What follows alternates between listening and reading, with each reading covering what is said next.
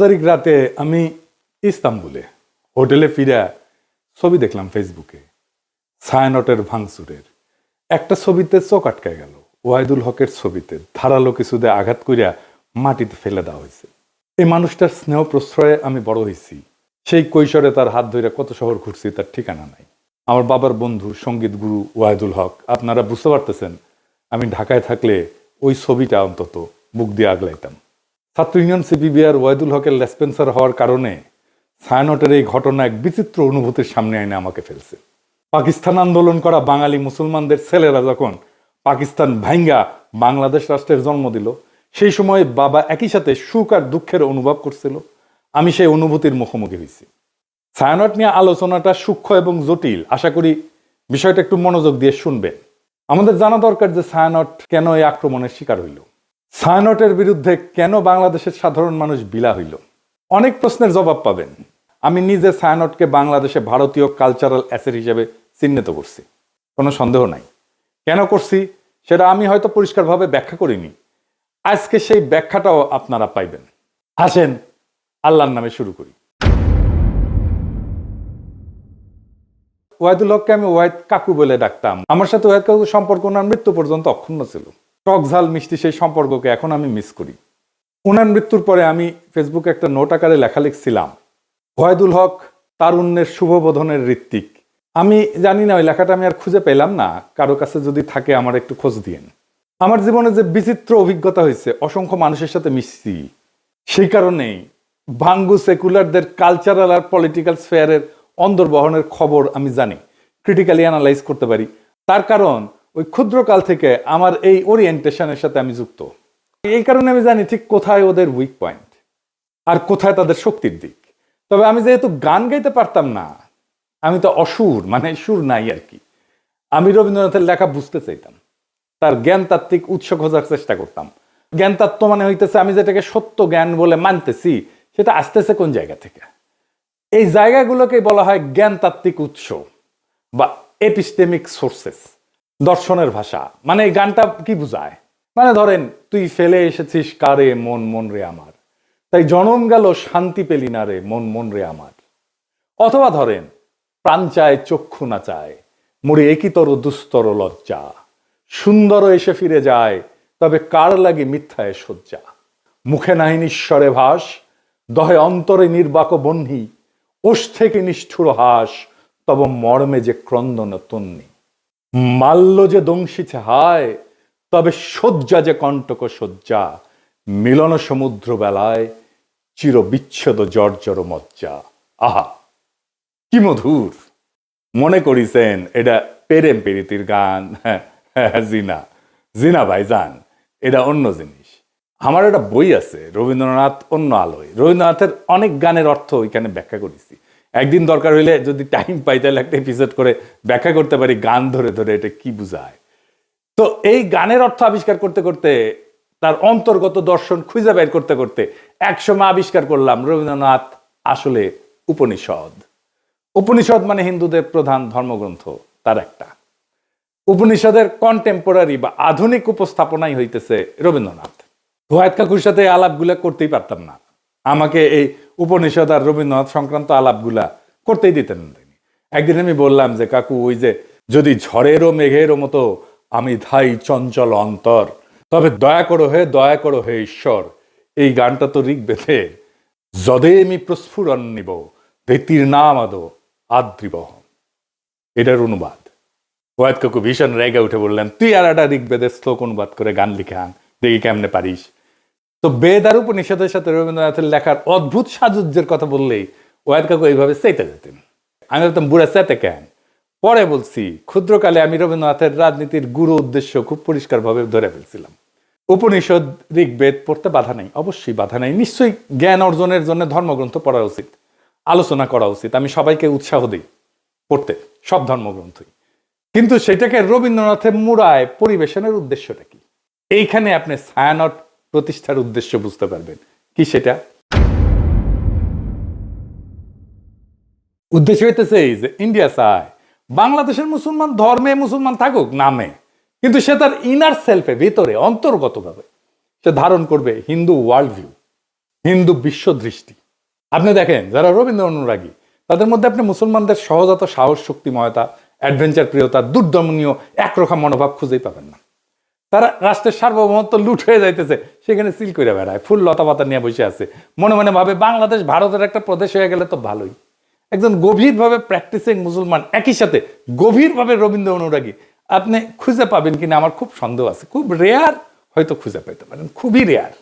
রবীন্দ্রনাথকে বাংলাদেশের এলিটরা গ্রহণ করছে, সাধারণ মানুষ কখনোই গ্রহণ করেনি এই কারণেই। এই জন্যই এলিটরা ভারতমুখী, এই জন্যই এলিটরা ফ্যাসিবাদের খুঁটি। আমাদের ডিজাস্টার হয়েছে।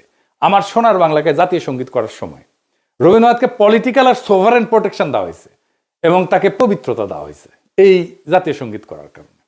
দ্বিতীয় কারণ হইতেছে আমাদের রাজনৈতিক জনগোষ্ঠী হিসেবে এটা ক্রিস্টালাইজ হওয়াটাকে বাধা দেয় রবীন্দ্রনাথ। কিভাবে?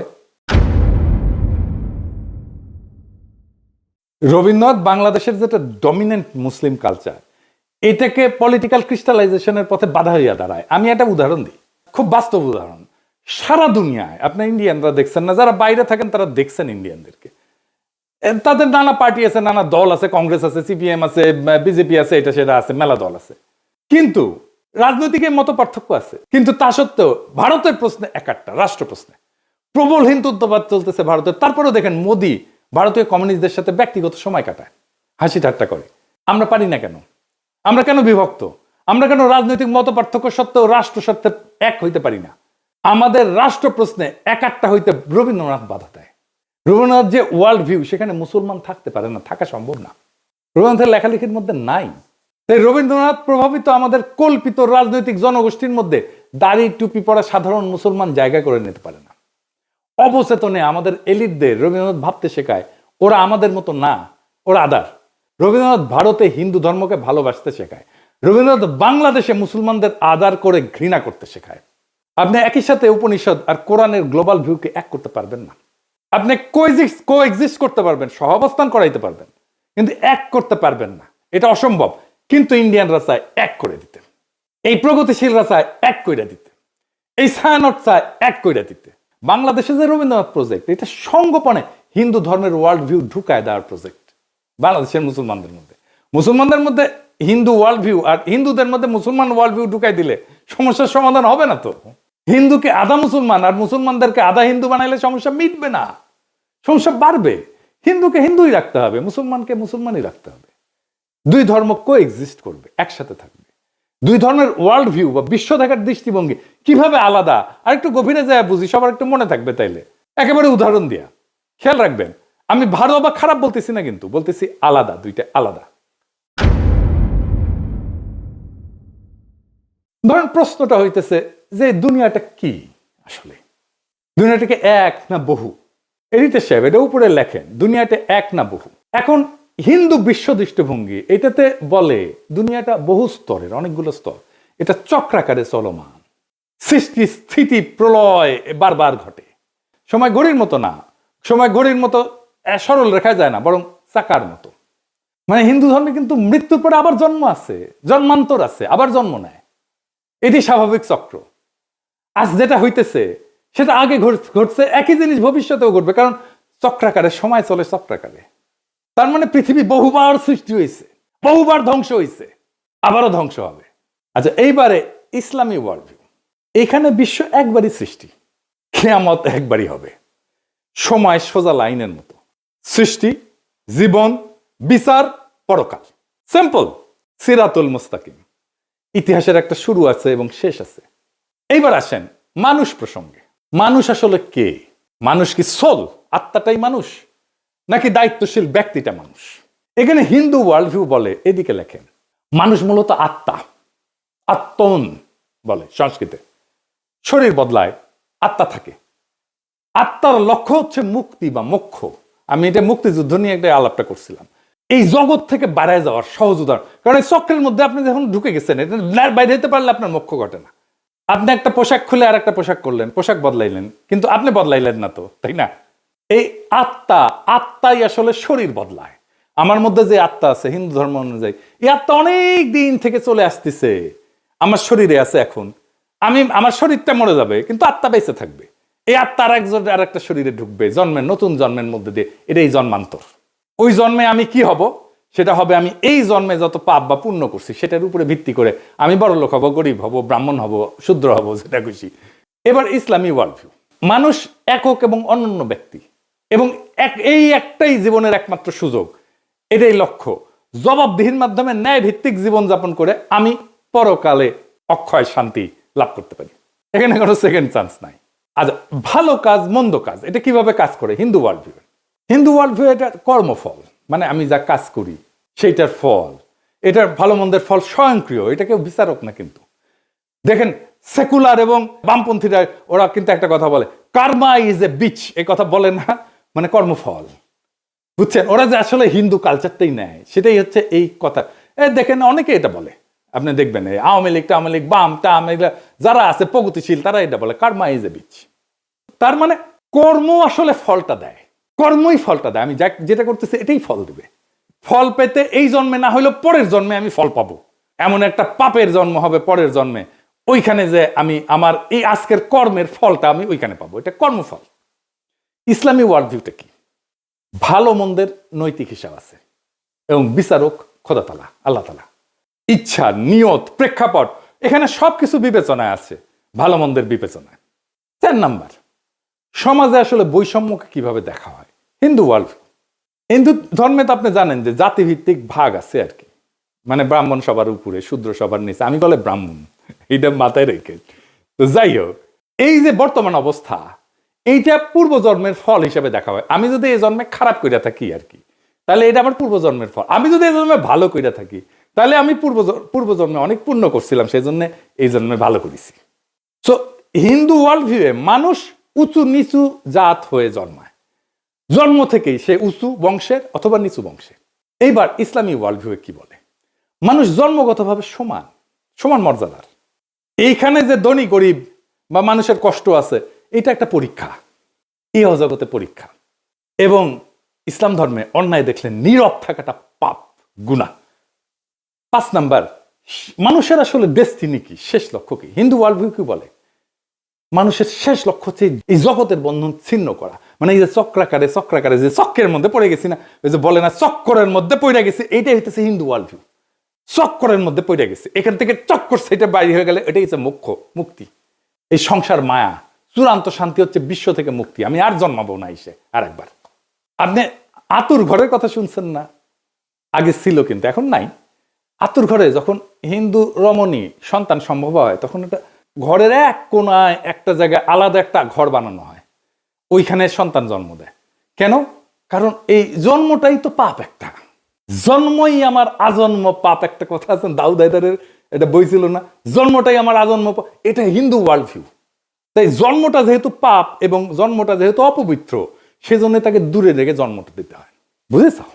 আচ্ছা, আর ইসলামী ওয়ার্ল্ড ভিউ কি? জগৎ মায়া না, এই দুনিয়াটা রিয়াল, এই দুনিয়াতে ন্যায় প্রতিষ্ঠা করাটাই কাজ। সমাজ, রাজনীতি, অর্থনীতি সব গুরুত্বপূর্ণ। এই দুনিয়া, ইহজগৎ খুব গুরুত্বপূর্ণ। পরকালটাকে এই জীবনে ইহজগতে যা করছি সেইটার আমি ফয়সালা পাবো, বিচার হবে। তারপরে তার সেই অনুযায়ী আমি হয় বেহেশতে যাব অথবা দোজখে পড়ব। এই বিশ্ব একটা নৈতিক পরীক্ষা। মানুষ আল্লাহ তাআলার এক দায়িত্বশীল সৃষ্টি, যাকে পাঠানো হয়েছে দুনিয়াতে তার খলিফা কইরা। এটা একটা স্পিরিচুয়াল জার্নি, এটা কমপ্লিট করার জন্য। কমপ্লিট হয় হাসরের ময়দানে, বিচারের সামনে যায়। এখন প্রশ্ন হইতে পারে, তাহলে কি হিন্দু মুসলমান একসাথে একটা রাষ্ট্র বা সমাজে থাকতে পারবে না? হিন্দু মুসলমান দুই ধর্মের মানুষ কিভাবে তাদের স্বাতন্ত্র্য বজায় রেখে একসাথে শান্তিতে থাকতে পারবে? সেইটার রাজনৈতিক সমাধান বের করতে হয় তো রাষ্ট্রকে। এর চাইতে বড় কাজ তো ভারতীয় উপমহাদেশে আর নাই।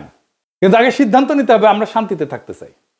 সিদ্ধান্ত নিলে পথ বের হবে, পথ আছে। চালাকি কোনো সমাধান না, সমাধান চালাকি করে বের করা যাবে না। হিন্দুকে আধা মুসলমান বা মুসলমানকে আধা হিন্দু বানায় না, এটা হবে না। এইটা করতে থাকলে একটা অনিবার্য রক্তাক্ত সংঘাতের দিকে আমরা যেতে থাকবো, সমস্যার সমাধান করবে না, আর কঠিন জটিল সংকটের দিকে জাতিকে নিয়ে যাবে। শুধু জাতিকে না, ভারতীয় উপমহাদেশকে নিয়ে যাবে। কিভাবে সম্ভব? একটা ছোট্ট উদাহরণ দিয়ে বলি। দেখেন, আমরা যে ধর্মই পালন করি না কেন, রাস্তায় ট্রাফিকের লাল লাইট দেখলে তো সব ধর্মের মানুষ দাঁড়াই, তাই না? বিবাদ হইলে তো একই আদালতে যায় সব ধর্মের মানুষ ফয়সালার জন্য, তাই না? আমরা তো ভোট দিতে হইলে, নেতা নির্বাচন করতে হলে একই ভোট সেন্টারে যাই ভোট দিতে সব ধর্মের মানুষ, তাই না? এটাই নাগরিক হিসেবে একসাথে থাকা। নাগরিকত্বই আমাদেরকে একসাথে বাঁধবে। স্পিরিচুয়াল জার্নি না, আমার ওয়ার্ল্ড ভিউ না, আমার নাগরিকত্ব। আমি যেই যেই জায়গায় আমরা নাগরিক হিসেবে আমি শেয়ার করি, সেই জায়গাটা আমাকে বাঁধবে। যাই হোক, আগের আলাপে ফিরে আসি। ছায়ানট নিয়ে বাংলাদেশের মানুষ চূড়ান্ত বিলা হয় 2018 সালে। হ্যাঁ, 2018 সালে যখন বাংলাদেশের মানুষের চোখে স্পষ্ট হয় মোদির সাথে ছায়ানটের সম্পর্ক। কেন ছায়ানটে হামলা হইলে মোদির বিজেপি বাঙালিদের জায়গায় উঠতে বলে?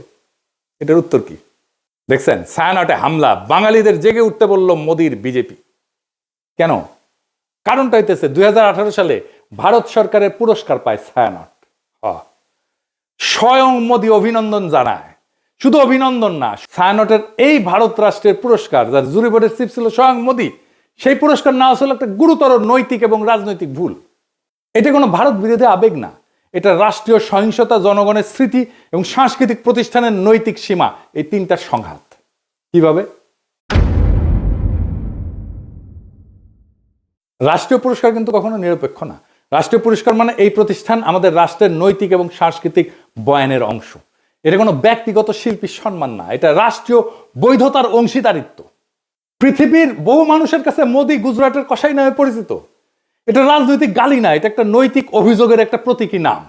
বাংলাদেশে মোদি অসম্ভব ঘৃণার পাত্র। বাংলাদেশে মোদি বিরোধিতা কোনো বিমূর্ত বিষয় না, বাস্তব ঘটনা। 2021 সালে মোদি বাংলাদেশে সফরের বিরুদ্ধে ব্যাপক গণপ্রতিরোধ হয়, পুলিশের গুলিতে সংঘর্ষে বহু মানুষ মারা যায়, শহীদ হয়। সাধারণ মানুষ এটা প্রতিরোধ করছে। কেউ এটা অস্বীকার করলে সে ইতিহাস অস্বীকার করতেছে। এখন প্রশ্ন হইতেছে, যে ব্যক্তির আগমনের বিরুদ্ধে বাংলাদেশের মানুষ জীবন দেয়, তার নেতৃত্বাধীন জুরি বোর্ডের মনোনয়নের পুরস্কার নেয় একটা রাষ্ট্রের কাছ থেকে, ছায়ানট এটা কিভাবে সংস্কৃতি বলে চালায়? আর সেই রাষ্ট্রের কাছ থেকে, যে রাষ্ট্রের বর্তমান সরকার মুসলিম নিধন, নাগরিক বঞ্চনাকে স্বাভাবিক করে তুলছে, কাশ্মীর থেকে দিল্লি সব জায়গায় এটা প্রমাণ আছে। এই দুই অবস্থান। এখন ছায়ানট তো বলতে পারেন আমরা রাজনীতি করি না, এ দাবি আর টেকে না। এই যুক্তিটা সবচেয়ে বড় ভণ্ডামি। কারণ রাষ্ট্রীয় পুরস্কার গ্রহণ করে একটা রাজনৈতিক কাজ। রাজনৈতিক ক্ষমতার কাছ থেকে সম্মান নিলে আপনি রাজনীতির ভেতরে ঢুকে পড়েন। রাজনীতি করি না বলার তখন সুযোগ থাকে না। রাজনীতি করি না বলার সুযোগ একদম শেষ হয়ে যায়। রাজনীতি না করলে ওই পুরস্কারটা প্রত্যাখ্যান করতে হয়, গ্রহণ করলে রাজনীতির দায় নিতে হয়। তো মোদি কেন ছায়ানটকে বন্ধু মনে করে বুঝতে পারতেছেন তো? এটা তো কোনো কাকতাল না। এই প্রশ্নটা সবচেয়ে ভয়ঙ্কর। মোদি ছায়ানটকে বন্ধু মনে করে কারণ ছায়ানট ভারতীয় সাংস্কৃতিক হেজিমনিকে বাংলাদেশে ফেরি করে। তারা সফট হিন্দুত্ববাদকে রবীন্দ্রনাথের মোড়কে উপস্থাপন করে বাংলাদেশে ফেরি করে। ছায়ানট তার একটা নিরাপদ সাংস্কৃতিক প্ল্যাটফর্ম হয়ে উঠছে, যাকে ভারত রাষ্ট্র তার মতাদর্শিক সফট পাওয়ার হিসাবে ব্যবহার করতে পারে, স্বীকৃতি দেয়। এইটাই তো বাংলাদেশের মানুষ দেখছে। তো ছায়ানট কি করতে পারত? পুরস্কার প্রত্যাখ্যান করতে পারত। ইতিহাসে অসংখ্য উদাহরণ আছে যেখানে পুরস্কার গ্রহণ না করাই নৈতিক অবস্থান হয়ে ওঠে, প্রত্যাখ্যানই প্রতিষ্ঠানকে সম্মানিত করে। ছায়ানট যদি বলতো বাংলাদেশের জনগণের স্মৃতি এবং রক্তের ইতিহাসের কারণে আমরা এই রাষ্ট্রীয় পুরস্কার গ্রহণ করতেছি না, সেটাই হয়তো সবচেয়ে শক্তিশালী সাংস্কৃতিক বক্তব্য, সবচেয়ে বড় নৈতিক শিক্ষা, সবচেয়ে বড় আন্তর্জাতিকভাবে সম্মানজনক অবস্থান এবং দেশের মানুষের ভালোবাসা পাওয়ার রাস্তা। আপনি বাংলাদেশে কাজ করেন, মোদি কেন আপনাদের বাহবা দেয়? কেন দেয়? এই প্রশ্নের জবাব দিতে হবে না? বাংলাদেশের মানুষের সাথে আপনার কন্ট্রাক্টটা কি? সোশ্যাল কন্ট্রাক্ট কি?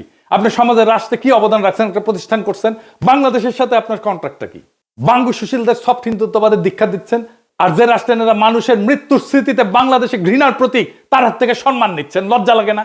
সমাজ তো হঠাৎ করে পাগল হয়ে যায়নি, মানুষ হঠাৎ করে সংস্কৃতি বিরোধী হয়ে ওঠেনি।